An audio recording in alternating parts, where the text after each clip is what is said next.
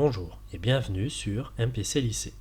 Dans cette vidéo, je vais vous parler de la notion de vecteur et de quelques-unes de leurs propriétés.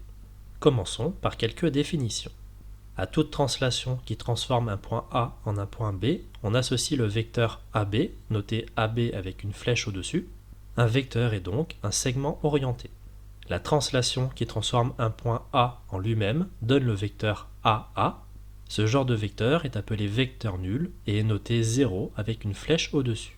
Un vecteur possède trois caractéristiques principales, direction, sens et norme, et une caractéristique secondaire, le point d'application.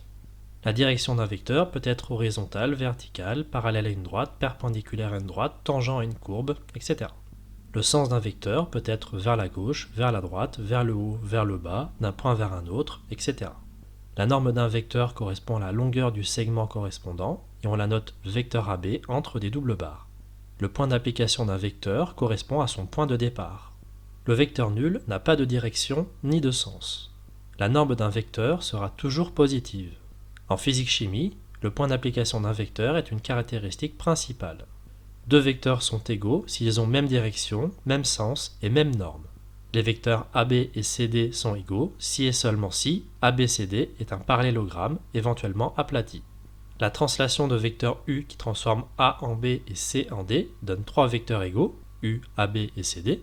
On dit que AB et CD sont des représentants du vecteur U. Deux vecteurs sont opposés s'ils ont même direction et même norme mais des sens opposés. L'opposé du vecteur U est le vecteur moins U. L'opposé du vecteur AB est le vecteur BA. Si on réalise la translation de vecteur U puis celle de vecteur moins U, alors on revient au point de départ. Voilà, c'est tout pour cette vidéo. N'hésitez pas à vous abonner, à laisser des commentaires et à poser des questions. A bientôt sur MPC Lycée.